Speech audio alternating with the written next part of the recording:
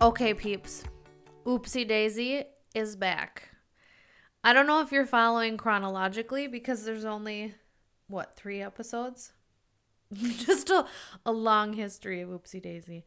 If you have been following chronologically and you check on the last episode that I did, it was 16 months ago. And let me just tell you, the last 16 months have been wild. So I'm going to share with you today that I just got out of prison. And I don't know how long to let that sit there and let you wonder what that means. Because if you're like my neighbor listening to this, you're like, is there something I didn't know about you? Because pretty sure we saw you. No, the last 16 months have been the weirdest I don't want to say hardest because there's been a lot of hard things, but like the weirdest and challenging and like inner work that I think that God might have ever done on me. And just recently, I finally realized that I was stuck in a prison. And so I'm going to tell you prison part 1, because there was like 2 big moments of freedom that came just in the last probably 6 weeks of my life that let me finally move forward with this whole podcast project in like a healthy, normal, not weird way. So welcome back to Oopsie Daisy. This episode is called Prison Break Part 1. Obviously, I wasn't in a regular prison with the whole like cells and bars and striped jumpsuits and shivs. But what I'm realizing now is that I have lived 39 plus years of my life in a huge mental prison. And so I'm just going to share with you, I don't know if I'll read parts of my journal. Last time I read you parts of my journal, I cried and it got weird and then I didn't podcast again for 16 months. So we'll see if I tap into my journal today, but it's all in there. I'm just going to tell you my story. My whole life since I was, if you ask my mom, since I was little, she knew. But from age 16 on, I was officially diagnosed with ADHD. And so my whole life, I've just kind of had this narrative, this story over me of I'm very unfocused, I'm very impulsive, I can't finish things, I take on too much. And these things were like true in my life. And I thought that made me disordered. I mean, it's in the name, attention deficit disorder. So I thought that I was broken. And that there were certain things that I was going to have to fight through and struggle through. And I just recently realized, and God kind of helped walk me through some things, that my thinking was completely wrong. And that I was locked up in this prison of wrong thoughts and lies that I was believing. So here's what happened. A few weeks ago, I went to something called Sozo. If you've never been to a Sozo, highly recommend it. Don't come at me and don't email me about like, oh, Sozo's not godly. Whatever. I'm just going to tell you the Sozo that I've experienced. You go and it's like a couple old ladies that are just like real godly women and prayer warriors. And it's like a counseling session through prayer. But they don't tell you anything. What they do is pray with you and just like help you kind of clear your head and clear your heart and give you a space to hear more clearly from God and just to like help you ask questions. It's almost like having like a facilitator or a mediator or a third person that's sitting there with you and God, and they kind of help you formulate questions that you can ask him to get clarity. Because I don't know about you. I mean, if you talk to God or when you talk to God, I like get lost in my own thoughts and I'm not sure like what I can ask him and like, okay, am I doing this right? Am I talking to you right? These sweet old ladies have done 2 Sozos with me and I've had unbelievable breakthroughs both times in my life. So 10 out of 10 recommend. I go to Hosanna Church in Lakeville, do Sozo there. Contact me for more information. It's fabulous. Not so shameless plug for that. I scheduled a Sozo for myself about 3 weeks ago because I've been trying to do like all of these creative projects. Like, okay, I'm building a website and I have a blog, but like I'm writing a children's book and I'm trying to do a podcast, but I'm like studying for classes at the same time. And I felt like I was like not making any progress or headway in any of them, and that I was just battling this huge amount of distraction. Because in my head, I have thought my whole life that I'm super distracted and that I can't focus on one thing. I just can't focus on one thing. And oh my gosh, if I could just finish one thing, it would just be successful. And so every time I start something and I don't finish it, I'm like, oh, it's my ADD again, whatever. And it kind of becomes this like, I don't want to say crutch because I don't quit because of it, but it becomes this like molasses cement that I have to wade through. Like, oh, I have ADHD and I can't do this. It's so hard for me. So these sweet old ladies were praying with me and like helping me have this conversation with God. And one of them, out of the blue, asked me, before I ever mentioned ADHD, she looked at me and she said, have you ever been diagnosed with ADHD? And I was like, yes. And she said, have you ever asked God what he thought about that? And I was like, no, because the doctors told me. And we all know, what a doctor says goes. Well, at least that's what I thought. And so I'm like, no, I really haven't. And she goes, would you like to ask him now? I asked God flat out, do I have ADHD? And within like the heartbeat breath of a whisper of a millisecond, he came back so clearly inside my head and said, does it matter? And I kind of like sat there for a second like, well, yeah, it matters. It matters because I'm struggling, and it matters because I have all these issues. And he stopped me right there. And he said, that's where you're believing a lie. He said, it doesn't matter the label that's been put on you, whether it's true, whether it's not.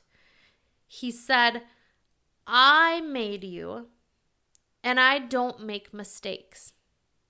And I was like, oh, okay. And these ladies are kind of prompting me like, okay, like, do you need to go deeper? Do you need to ask him more? And so here I am going, okay, God, like we're going back and forth in a way that is hard for me to do kind of normally with God, because I get really, distracted. Surprise. So I get really distracted, but it helps when somebody else is kind of mediating with me.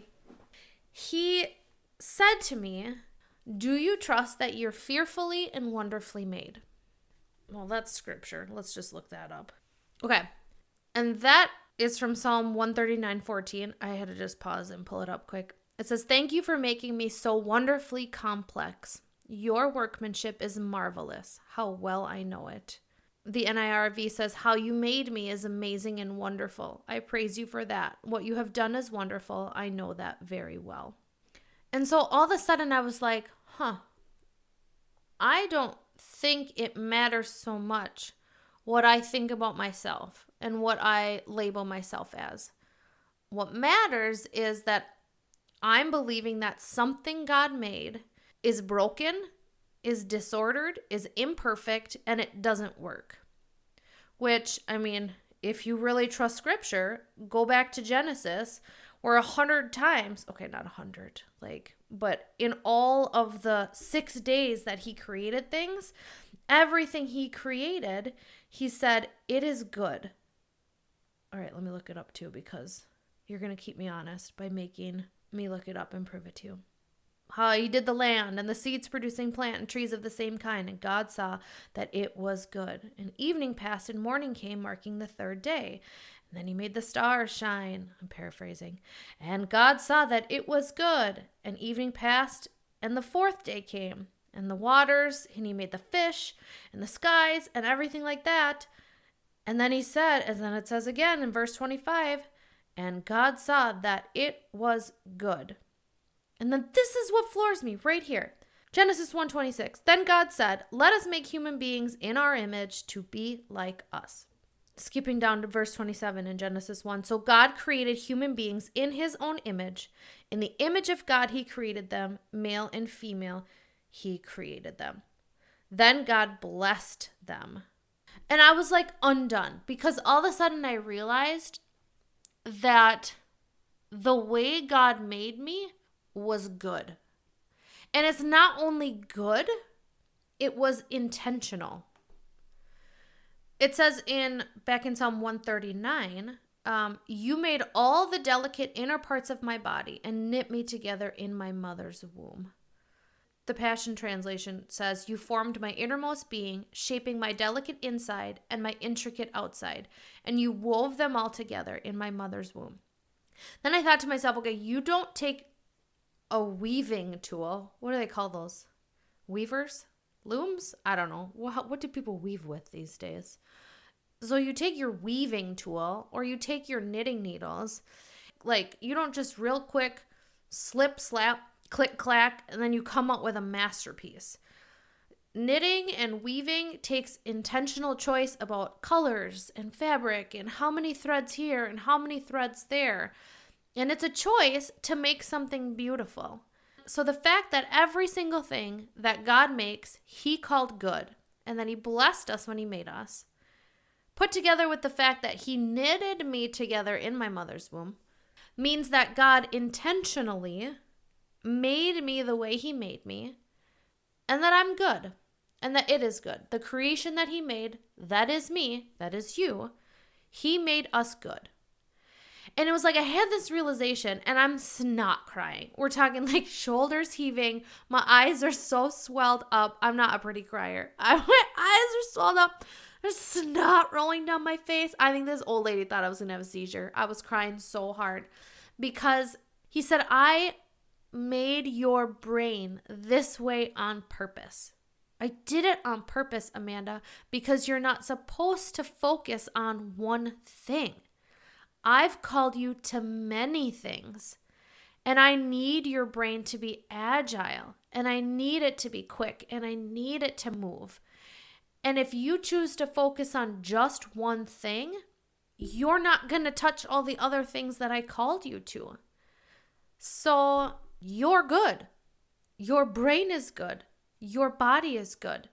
And it's not only good, it's on purpose. That I need it to be this way, and I chose it to be this way to fulfill your calling and your purpose in life.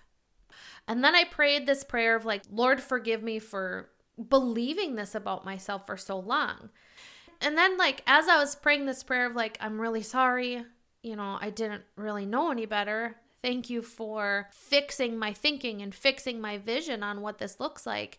He started showing me all these areas of my life and all of these things that I stepped away from or chose not to do or skirted around or got myself out of because of the lie that I was believing, that I was broken, that I couldn't handle it, that I'd be overwhelmed, all this stuff.